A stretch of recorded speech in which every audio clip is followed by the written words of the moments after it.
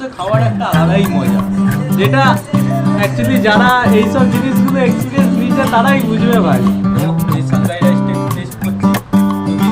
একটা খুবই চ্যালেঞ্জিং বিষয়, কারণ তো এখন সময়টা হচ্ছে দুপুর 2:30 অ্যান্ড আমার যাওয়ার স্পেশালি কারণটা হচ্ছে, তো হাই স্পিডে গাড়ি চালালে এই সেট আপটা কেমনি কাজ করে তো সেটা দেখবার জন্যই আমি স্পেশালি আজকে এই ভিডিওটা বানাচ্ছি। তো চলো আমরা যাব, গিয়ে সেখান থেকে সেট আপটায় দেখবো কীরকম কাজ করছে না করছে। অ্যান্ড এইটাই হচ্ছে আমার সেই ভাই সৌরভ ভাই। অ্যান্ড সৌরভ ভাই, তাহলে আমরা কোথায় খেতে যাবো আজকে? বল ভাই, বল কোথায় নিয়ে যাবে? আচ্ছা ঠিক আছে, সেটা ভাইয়ের ইচ্ছা। ও আমাকে আজকে রেস্টুরেন্টে খাওয়াবার ট্রিট দিয়েছে, তো দেখি ভাই কোথায় খাওয়াই ট্রিট দেয়। তো লেটস গো। তো আমি আমার গোপ্রো ভিউতে এখন চলে আসলাম।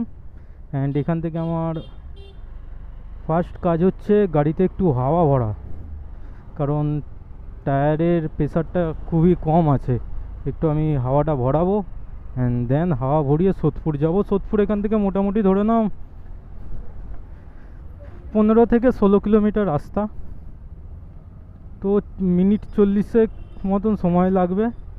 অ্যান্ড মেন সমস্যাটা হচ্ছে আমার এই হেলমেটটা পুরো তারে ভর্তি হয়ে গেছে, মাইকের তার, ইন্টারকমের তার, সব পুরো তার হয়ে গেছে। তো আমাদের এই সোদপুর যাওয়ার রাস্তা বিটি রোডে খুব নাকা চেকিং হয়, তো আমাদেরকে একটু সামলে সাবধানে গাড়িটা আমাকে চালাতে হবে। হ্যাঁ, না হলে সমস্যা নেই, কারণ আমার বন্ধু আছে, তো যেই জায়গাটা নাকা চেকিং হয় হেলমেটটা একটুখানি শিফট করে নেবো, কাজ হয়ে যাবে। সব কিছুরই উপায় আছে, সমস্যা যেমনি আছে উপায়ও আছে, উপায়টা শুধু আমাদেরকে খুঁজে বের করতে হয়।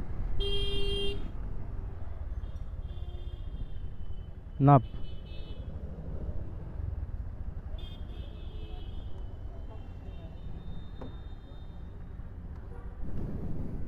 ভাই, একটু হাওয়া ভরে দে না। तो फर्स्ट कत 40 है? 40 है? क्या बोल रहे हैं? 40 से हवा बढ़ कैसे गया? मैंने 25 दिया था। এ দেখো সাজে জামা পরে দেখছো, এগুলো হচ্ছে সার্জেন্ট। তোমরা দেখি অনেকেই তর্ক করো সার্জেন্টের সাথে, ভুলেও কোনোদিন করবে না। এরা কিন্তু কলকাতায় special training officer, specially for ট্রাফিকের জন্য।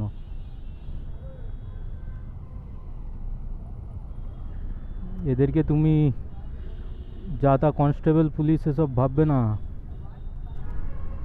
তো এখন আমরা সেন্ট্রাল এভিনিউর রাস্তা নিয়ে নিলাম। তো এইখানে কোনো সমস্যা নেই, অ্যাকচুয়ালি বিটি রোডে উঠলে প্রচণ্ড নাকা চেকিং হয়, তো সেখানটা একটু সাবধানে চালাতে হবে। সরি, দেখতে দেখতে পৌঁছে গেলাম লক গেট ব্রিজ। অ্যান্ড বাঁদিকে হচ্ছে কলকাতা রেলওয়ে স্টেশন। অ্যান্ড এখান থেকে সোজা যাবো, কিন্তু যাওয়ার আগে একবার ব্রিজটা দেখো। ব্রিজে আমরা উঠলাম, এটা এখন নামছে, আবার সামনে দিয়ে দেখো আবার উঠছে ওপরে। এই দেখো আবার উঠছে ব্রিজ। তো যাই হোক, এখান থেকে আমরা ব্রিজটা পার করলে বিটি রোড পেয়ে যাব। বিটি রোড থেকে একদম সোজা চলে যাব হচ্ছে খড়দার দিকে। তো খড়দার দিকে যেতে গেলেই আমাদের সোদপুর পড়বে। সোদপুর স্টেশন রোড থেকে আমরা নিয়ে নেবো রাইট সাইড। নিয়ে নিলে ওখান থেকে প্রায় 5-10 কিলোমিটার মতো। তো বন্ধুগণ, এখন আমরা বিটি রোড ছেড়ে সোদপুর স্টেশন রোড নিয়ে নিলাম। অ্যান্ড এখান থেকে আর মোটামুটি 3-4 কিলোমিটার মতো রাস্তা। তো বিটি রোডের আমি শর্ট তোমাদের দেখালাম না, কারণটা আমি তোমাদেরকে আগেই বললাম যে তো বিটি রোডের মধ্যে অনেক নাকা চেকিং হয়, তো সেই কারণেই আমি রিক্সা নিলাম না। কারণ দেখো, পুলিশ ব্রেকার ধরলে আমাকে 500 টাকার এখন ফাইন দেবে, তো তার থেকে বেটার আমি মনে করি যে তো 500 টাকা ফালতু আমি কেন ফাইন দিতে যাবো বলো। তো সেই জন্যই আমি শর্টটা নিলাম না। ওকে, বাই দ্য ওয়ে, যাই হোক, এই হচ্ছে আমাদের সোদপুর স্টেশন রোডের ব্রিজ। এই ব্রিজে উঠলে ব্রিজের ঠিক নিচে হচ্ছে সোদপুর রেলওয়ে স্টেশন। তো সোদপুরটা হচ্ছে আমাদের শিয়ালদা থেকে, যেটা আমাদের নর্থ ডিভিশনের মধ্যে পড়ছে। আর আমাদের শিয়ালদা থেকে সাউথ ডিভিশনটা চলে যাচ্ছে হচ্ছে নামখানা, বজবজ, সোনারপুর, এইসব লাইন। অবস্থাটা কি দেখো। অ্যান্ড কল্যাণী এক্সপ্রেসওয়েটা আমাদের এই রাস্তা ধরেই একদম সিধা যদি যাই তাহলে কল্যাণী এক্সপ্রেসওয়ে পড়বে। এই ব্রিজটা থেকে নামলে একটা মোড় পড়বে, সেই মোড়টা পার হয়ে গেলে তখন এই রাস্তাটা হয়ে যাবে হচ্ছে সোদপুর মধ্যমগ্রাম রোড। তো everyone, finally we are reach our destination. তো 5 মিনিট রেস্ট নেবো একটু, দিয়ে দেন বেরাবো কল্যাণী এক্সপ্রেস হাইওয়ের জন্য। তো এখন সময় হচ্ছে 5টা, অ্যান্ড এই জাস্ট এবার এখান থেকে আমরা বেরোবো, কল্যাণী এক্সপ্রেস হাইওয়ে যাব, গিয়ে দেখবো যে মাইকটা ঠিক মতন কাজ করছে কিনা। অ্যাকচুয়ালি যদি আমি 60-40 এরকম চালাই, এরকমের টেস্ট করলে খুব একটা সমস্যা হয় না, কিন্তু একটুখানি ওভার স্পিড করলে তখন মাইকে একটুখানি ক্যাট ক্যাট ক্যাট ক্যাট করে আওয়াজ আসে। তো আজকে আমি যাচ্ছি এক্সপ্রেসওয়েতে একটাই কারণে, এই নতুন সেট আপটা টেস্ট করবার জন্য। তো টেস্ট করবার জন্য এক্সপ্রেসওয়েটা খুবই দরকার, কারণ আমি ম্যাক্সিমাম টাইমই রাইডগুলো করি হচ্ছে তোমার ন্যাশনাল হাইওয়ে, স্টেট হাইওয়ে, মানে বড় বড় হাই রোডের ওপরে। তো হাই রোডে আমার গাড়ির স্পিড একটু বেশি থাকে, তো যেহেতু স্পিডটা বেশি থাকে সেই জন্য হাই স্পিডে টেস্টিং করাটা খুবই ইম্পর্টেন্ট। তো চলো এবারে নিচে যাই, নিচে গিয়ে আমি সব কিছু রেডি করে এখান থেকে বেরোই। তো এখান থেকে এক্সপ্রেসওয়ে মোটামুটি ধরে নাও 2.5 থেকে 3 কিলোমিটার মতন, দেন ওখানে যাবো, গিয়ে টেস্ট করবো, দিয়ে ওখান থেকে কিছু খাওয়া দাওয়া করবো। তা জানি না কি খাওয়াবে ভাই আমাদের। ভাই কি খাওয়াবি এখনো বলবি না, সাসপেন্স। তো এখনো ভাই সাসপেন্সে রাখছে, কিছু বলছে না। তো চলো যাই এখান থেকে এক্সপ্রেসওয়েতে গিয়ে তোমাদের সঙ্গে কথা বলছি, দেখাচ্ছি কেমনি অডিও আসছে না আসছে। তো যেমনটা দেখতে পাচ্ছ টিভিতে চলছে আমার ভিডিও, তো তোমরাও পারলে ভিডিওটা টিভিতে দেখো, কারণ ফুল এইচডিতে আমি আপলোড করছি, তোমাদের দেখতে খুব সুন্দর লাগবে। তো চলো এবারে বেরোই। তো এই হচ্ছে আমাদের মোড়টা, অ্যান্ড উপর দিয়ে হচ্ছে কল্যাণী এক্সপ্রেসওয়ে। দেন আমরা এখান থেকে চলে যাব হচ্ছে বাঁদিকে গেলে আমরা হাইওয়ে পেয়ে যাব।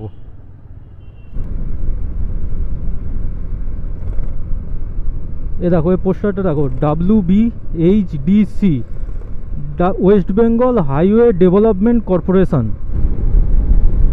তো এখন মোটামুটি 75-80 কাছাকাছি, 75 to 80-তে চলছে। তো 80-তে আশা করছি এইরকম কিছুটা সাউন্ড আসছে। আই হোপ সো অডিও কোয়ালিটিটা ভালো আসছে। অ্যাকচুয়ালি আমিও জানি না কেমনি সাউন্ড আসছে, এটা আমি চেক করবার পরেই বুঝতে পারবো।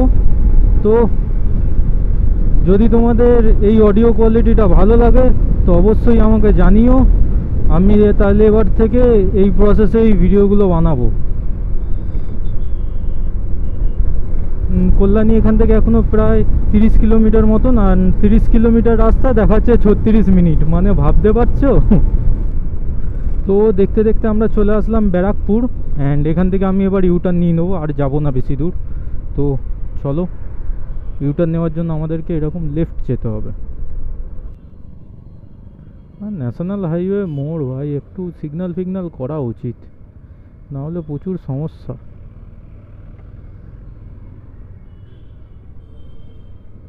অ্যাকচুয়ালি এটা ন্যাশনাল হাইওয়ে না, এটা এক্সপ্রেসওয়ে মোড়। তাহলে এক্সপ্রেসওয়ে তো আরও ডেঞ্জারাস, সিগন্যাল তো করাই উচিত।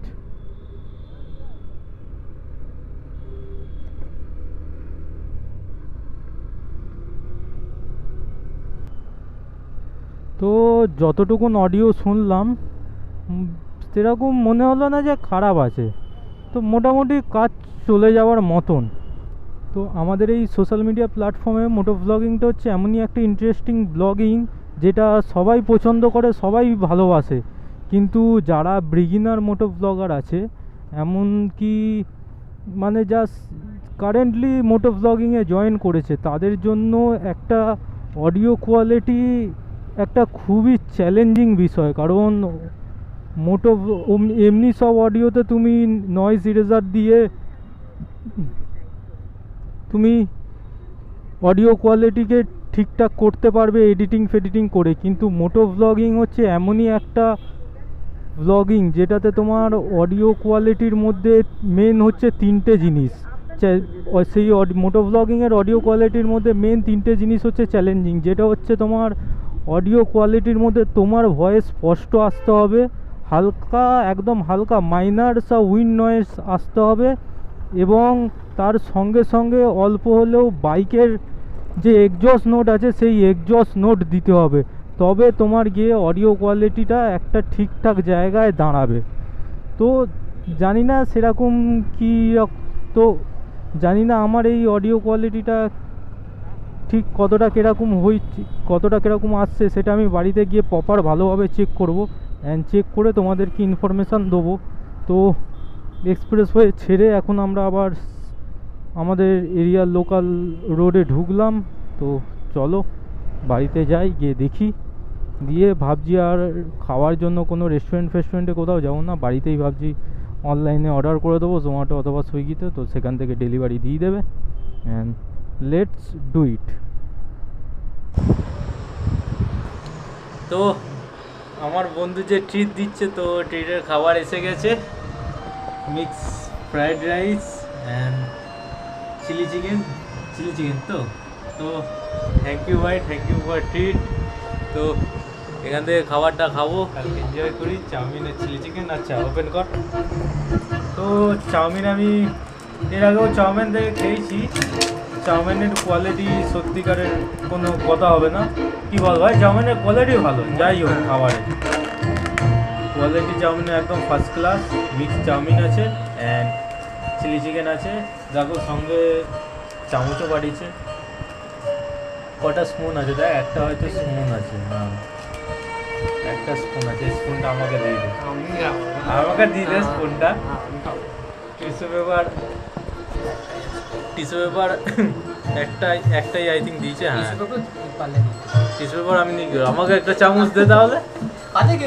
না একটা চামচ দে, একটা চামচ এনে দে ভাই, এসব এইরকম করিস না, আমি এতে খেয়ে নিচ্ছি, থালা দিতে হবে না কিন্তু চামচ। তো এখন খাচ্ছি, দেখো ফ্রাইড রাইসটা বললো, চিলি চিকেনটাও খুলে নিই। কিন্তু আর যাই বলি আমি, চাউমিনের প্যাকিং একদম এক নাম্বার। দেখো এরকম আছে, তো আমাদের চিলি চিকেন নিয়ে উল্টো করে তো পড়বে না অন্য, কারণ এইখানে পুরো র্যাপ করা আছে যাতে খাবারটা না পড়ে যায়, কিন্তু অন্য সব রেস্টুরেন্টে এই জিনিসটা করে না, জানি না কেন করে না, কিন্তু কারণ এটা করা উচিত, কারণ রাস্তায় আসে জোম্যাটো সুইগিতে আসে খাবার, যদি ফট করে উল্টে যায় তো অন্য আদার্স রেস্টুরেন্টদেরকেও করা উচিত। এটা খোল, এটা কাট। তো চলো খাবারটা টেস্ট করি, টেস্ট করে তোমাদের টেস্টটা কেমন বলবো। এটা অ্যাকচুয়ালি আছে হচ্ছে মিক্স সাংঘাই রাইস, না এটা সাংঘাই রাইস আছে, মানে এটা নর্মাল চিলি চিকেন আছে। তোকে বললাম গার্লিক চিকেন আনতো, চিলি চিকেন নিয়ে চলে আসলো। ঠিক, তো এই সাংঘাই রাইসটা একটু টেস্ট করছি। তো কী করবো, থালা শর্টেজ আছে, তাই আমি এটাতেই খাচ্ছি।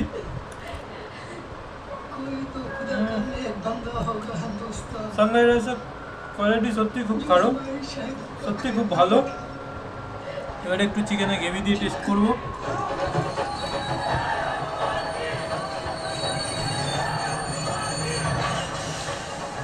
চিকেনের গ্রেভি দেবো একদম হেভি খেতে। চলো খাবারটা তাড়াতাড়ি খাই।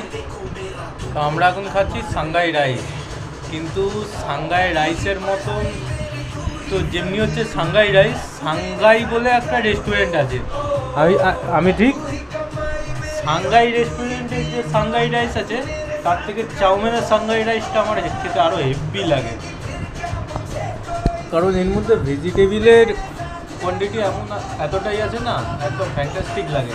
আর একটা মেন জিনিস, আমরা খাচ্ছি দেখছি কোথায়, মাটিতে বসে, ওখানে যদিও বা ডাইনিং টেবিল আছে, কিন্তু মাটিতে বসে খাওয়ার একটা আলাদাই মজা, যেটা অ্যাকচুয়ালি যারা এইসব জিনিসগুলো এক্সপিরিয়েন্স নিয়েছে তারাই বুঝবে ভাই, কি ঠিক বললাম।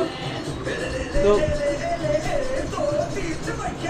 আমরা যখন ছোট ছিলাম, বাড়িতে যখন খাওয়া দাওয়া করতাম, ডাইনিং টেবিল তো খুব কমই, ম্যাক্সিমাম টাইমেই বল আমরা মাটিতে বসেই খেতাম।